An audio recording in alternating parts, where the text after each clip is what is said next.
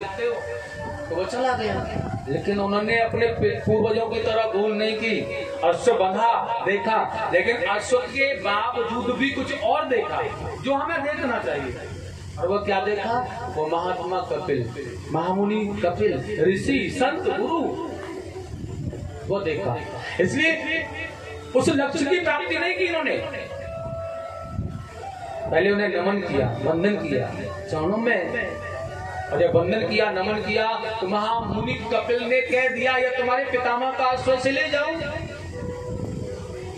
क्योंकि जब ऐसा सत्कार, ऐसा भाव, ऐसी भावनाएं, ऐसा कार्य अपने मन में हम जब समाविष्ट करते हैं ना, तो लक्ष्य अपने आप मिल जाता है, लक्ष्य की प्राप्ति अपने आप हो जाती है।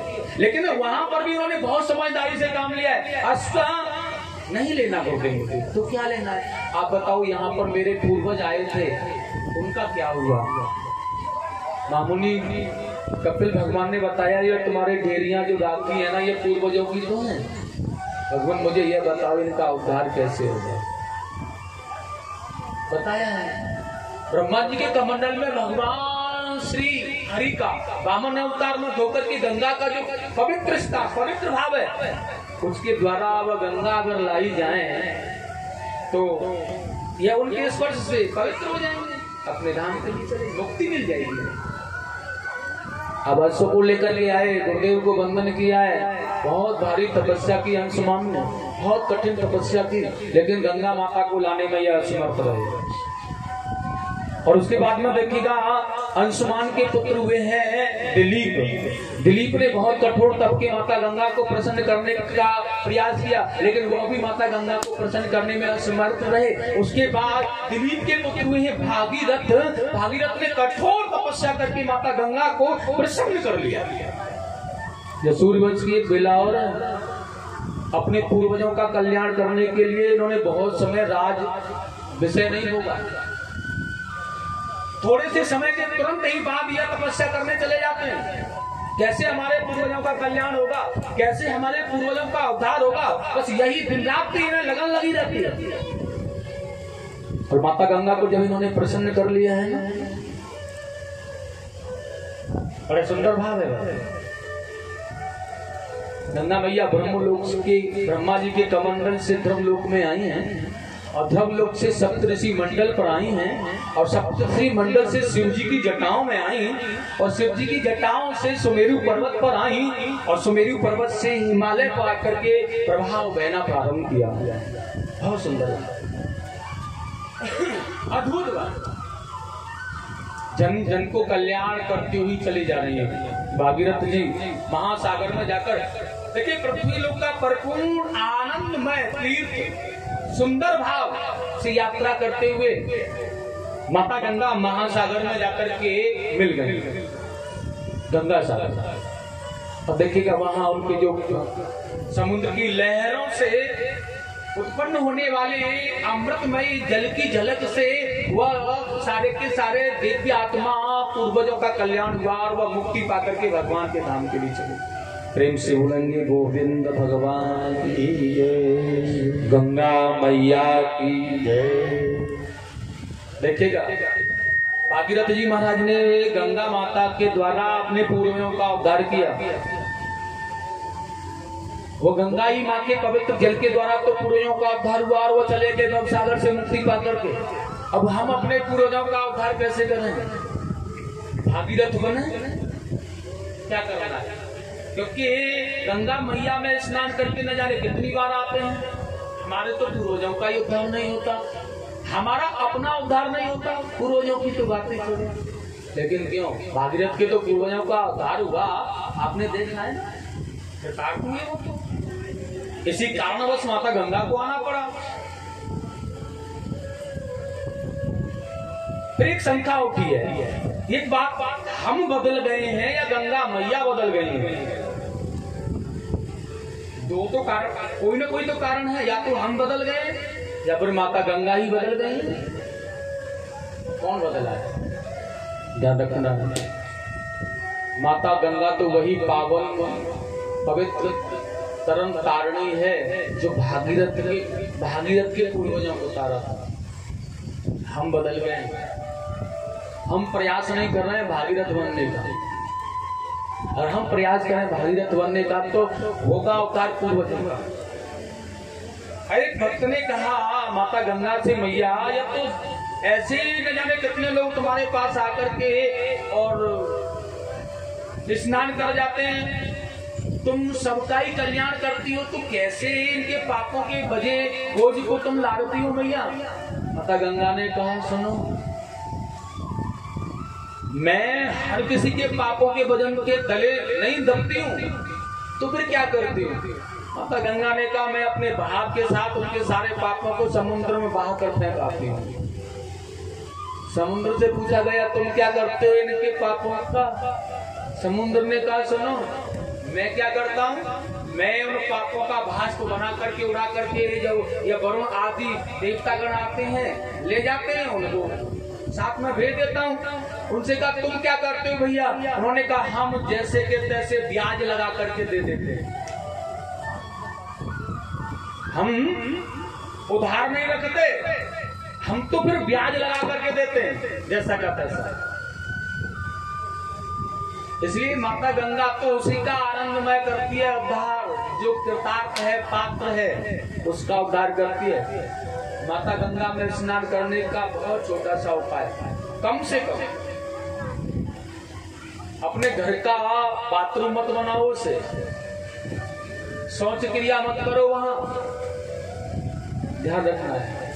हम जब घर से माता गंगा के स्नान का मन बना रहे होते हैं, पितरों को साथ में ले जाओ, जहाँ जहाँ उतरो उतारो, जहाँ जहाँ चढ़ो चढ़ाओ, जहाँ जहाँ जैसे जैसे करना ले जाओ, और सुनो, खाली हाथ नहीं जाना चाहिए। माता गंगा के लिए कुछ भेंट भी होनी चाहिए हमारे पास।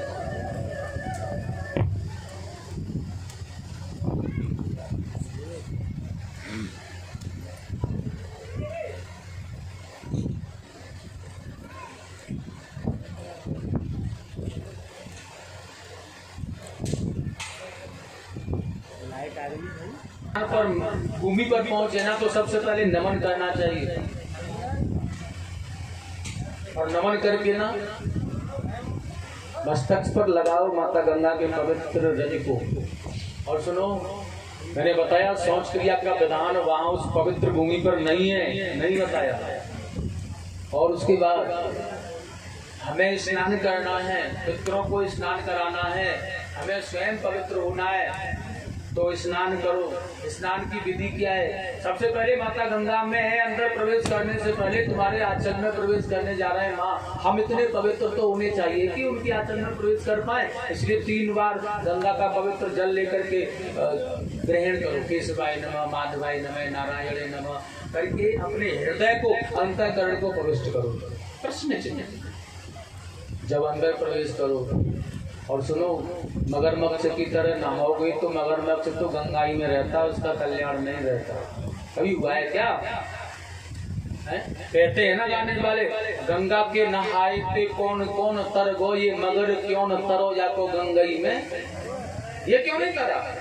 क्योंकि मगरमच्छ की तरह तुम नहाओगे तो तुम्हारा भी कल्याण नहीं हो रहा है। छलांग लगा दो, ऐसे करके कूदो, तैरो, नहाओ नहीं। गंगा की माता के पवित्र जल में बड़े शुद्धिकरण से, जिधर से बहाव बह करके आ रहा है ना, उधर की तरफ मुंह करके खड़े हो जाओ, गोते लगाओ, 1 2 5 11 जो भी हो, और डुबकियां लगा करके बड़े सुंदर भाव में अपने सूर्य नारायण को, भगवान शिव को, भगवान विष्णु को, अपने देवों को, इष्टों को, पितरों को स्नान कराओ, जल अर्पण करो। और सुनो, निकल के बाहर आने के बाद क्या करना है? यह हमारे जो वस्त्र है ना, इन्हें उतार करके गंगा में नहीं धोना है। और सुनो, हमें गंगा के अंदर से निकलने के बाद में अपने शरीर को पोंछना नहीं है, क्योंकि हमारे शरीर पर गंगा के पवित्र जल की जो बूंदें होती हैं, गंगा जल की, उन्हीं बूंदों को हमारे पितृ ग्रहण करते हैं, वही मिलती है उन्हें, और उसे ग्रहण करने के बाद वो तृप्त होते हैं और मुक्ति को पा करके परम धाम के लिए चले जाते हैं। हो सके तो कथा सुनो, वहां बैठकर भजन, गुरु मंत्र का जाप करो, उस समय हवन इत्यादि करो, जो भी जितना ज्यादा उसके क्रिया है। लेकिन यह उटपटांग काम नहीं, साबुन से मल मल के नहाना, बाथरूम बनाना, वस्त्र धोना, वस्त्र आदि जो भी करना, ये नहीं। पवित्रता। छोटा सा ही उदाहरण है, ज्यादा बड़ा नहीं। इसे करने से ही लेकिन मन में प्रसन्नता।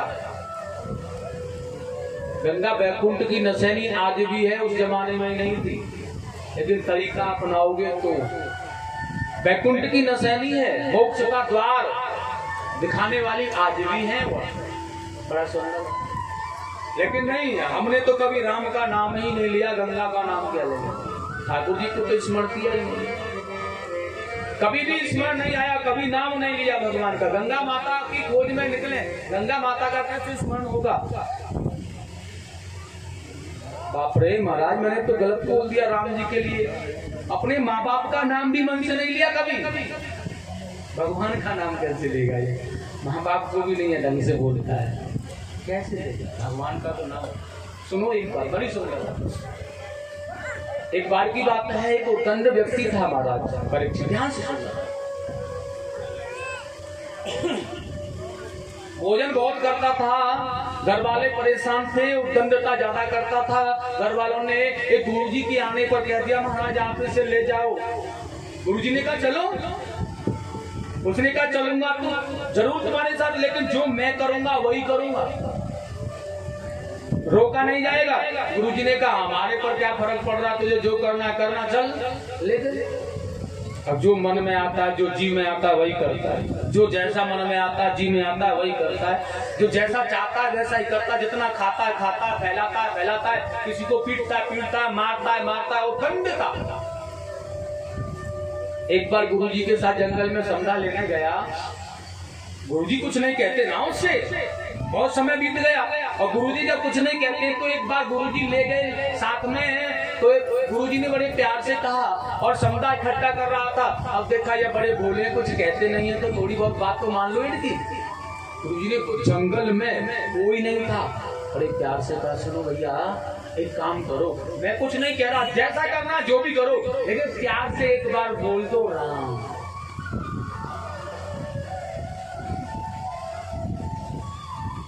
शिष्य कहने लगा सुनो, मैंने कहा था ना आपसे कि मैं जो भी करूंगा अपने मन से करूंगा, अपने मन के अलावा कुछ नहीं करूंगा। गुरुजी ने कहा तो हम कहाँ कह रहे हैं तो उससे जबरदस्ती। अरे तेरा मन है तो बोल दे एक बार राम। थोड़ी बहुत देर मौन रहने के बाद में कहा गुरुजी कुछ नहीं कहते, राम के लिए एक ही बार तो बुलवाना है, इसलिए कह दिया एक बार बड़े प्यार से श्रद्धा से ध्यान करके राम। गुरुजी ने कहा हो गया ठीक है। एक बात और बता दी सुन, अगर कभी भी कोई भी तुझे कहे कि तूने राम शब्द बोला है, इसके बदले में कुछ भी ले ले, तो क्या कहना है? क्या कहना है गुरुजी?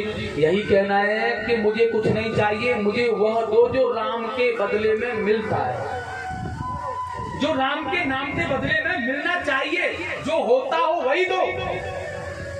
उद्दंडता था, बूढ़ा हो गया, सच है कड़वा, मरना मर के चला गया, यमराज पकड़ के ले गए, यमलोक में बंदी बना लिया। अब पलट पलट के देख रहे हैं, पलट पलट के कुछ भी कभी नहीं कहा हमारा। यमराज ने कहा एक बार और देख लो, कुछ कर्म अच्छा तो नहीं करके आया है। अब देखा गया तो लिख रहा था एक बार गुरुजी के साथ बोला है राम। यमराज ने कहा ऐसे पूछो राम के बदले में क्या लेना चाहता, जो भी मांगे दे दो। लेकिन उसे गुरुजी की बात ध्यान थी, उसने कहा सुनो मैं कुछ नहीं लेना चाहता, मुझे तो राम जी के बदले में जो मिलना चाहिए वही दो। राम जी के बदले में जो मिलना चाहिए वही दो।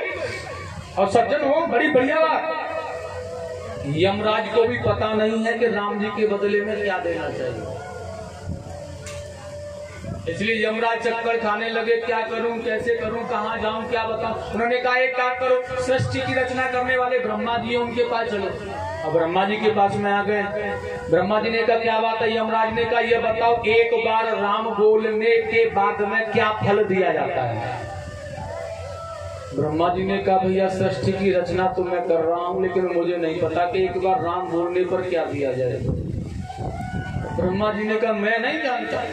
उन्होंने कहा कहाँ जाना है? सुनो राम नाम तो अंकित है ना, वो तो महादेव जी के पास में है, वो दिन रात यही जपते रहते राम राम, हृदय में चलता रहता है। और उनसे ज्यादा तो कोई नहीं जानता होगा। भोले बाबा के पास कैलाश में आ गए, प्रभु जी हाँ यह बताओ कि एक बार राम, आप तो राम राम निरंतर तन्मय है राम नाम में, आप एक बात बताओ, एक बार राम बोलने से क्या मिलेगा? भोले बाबा ने कहा भैया मेरे हृदय में राम, मेरे मन में राम, लेकिन एक बार राम बोलने से मिले क्या फल मिलना चाहिए यह मुझे भी नहीं पता, मुझे भी नहीं पता। भोले बाबा ने कहा तो क्या करना चाहिए? उन्होंने कहा भैया जिनका नाम है उन्हीं के पास चलो। अब राम जी के पास आ गए, और जैसे राम जी के पास साकेतक धाम में पहुंचे, राम जी ने बड़ा सुंदर सत्कार किया। कहो कैसे आना हुआ? यमराज ने कहा प्रभु बहुत लफड़ा पड़ गया है, सुनो एक बार इस भले व्यक्ति ने कहा है जीवन में राम, अब समझ में नहीं आ रहा है कि इस राम के बदले में से क्या दें। आप हमें यह बताओ कि आपका ही तो नाम है, राम एक बार बोला है बस इसने, उसके बदले में से क्या दिया जाए? राम जी ने कहा सुनो भैया राम नाम तो मेरा, लेकिन राम के नाम की महिमा क्या है मैं नहीं जानता, मुझे नहीं पता क्या है, इसलिए मैं नहीं बता सकता कि एक बार राम बोलने से क्या फल दिया जाए। अब तो बेचारा यमराज चकराने लगा, अब इसका क्या करूं मैं? राम जी ने कहा सुनो नाम मेरा लिया है ना, हाँ तो इसे यहीं छोड़ जाओ, यहीं छोड़ दो। उसे यहीं छोड़ करके चले गए। गुरुदेव ने एक बार राम बुलवा करके जीवन का कल्याण कर दिया, उसको कृतार्थ कर दिया। यह है राम। लेकिन कहां से मिला? कहां से मिला? सद्ज्ञान सदगुरु के पास से। कहां से मिला? एक ही बार बोला जीवन में, नहीं तो बोला ना, लेकिन गुरु जी ने ऐसा आधार बनाया कि जीवन का कल्याण एक बार नाम बोलने से ही कर दिया। जो पद तब तो ऋषियों को बड़ा तप करते करते लाखों करोड़ों वर्ष हो जाती हैं, शरीर बीत जाता है, युग चले जाते हैं, बीत जाते हैं, नहीं मिलता उसे एक बार नाम बोलने में मिले। नाम बड़ा सुंदर भाव है। आगे भागीरथ के पुत्र हुए हैं शत्रु, और उसके बाद सिंधुदीप नाम के राजा हुए हैं। सिंधुदीप के आयुतायु और आयुतायु के ऋतुपर्ण नाम के राजा इस वंश में हुए। सर्व काम, उसके बाद सुदास, सुदास के सौदास, सौदास के अस्मत, अस्मत के बाद मूलक, और मूलक के बाद दशरथ हुए, और दशरथ के बाद में एडविन नाम के राजा हुए। उसके बाद विश्व नाम के राजा हुए, खटवांग हुए। उसके बाद दीर्घवायु हुए, दीर्घवायु के पुत्र रघु हुए, महाराज रघु के पुत्र महाराज अज हुए, और महाराज अज के पुत्र महाराज दशरथ हुए। ध्यान रखना है, बहुत बड़ा सुंदर यह रघुवंश है। अब तो बड़ी मौज आ रही है मैया।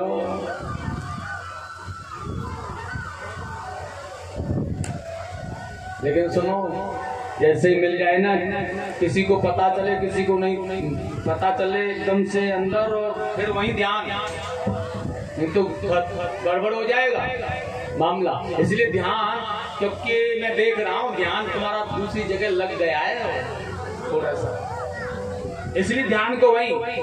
कोई बात नहीं है, सेवा है या किसी ने जो भी कर रहा है, यह भी सेवा है आपके लिए, लेकिन बड़े प्यार से, क्योंकि राम नाम का गुण गाओगे नहीं तो कल्याण नहीं होगा। और प्रभु राम का जन्म होने वाला है, अद्भुत भाव है, बिना राम के कल्याण नहीं। किसी ने बड़ा सुंदर ही कहा दो शब्द में, देखिए, ना राम नाम लियो तेने भरी जवानी में, और तू डूब के मर जा रे चुल्लू भर पानी में, डूब के मर जा रे चुल्लू भर पानी में, डूब के मर जा रे चुल्लू भर पानी में।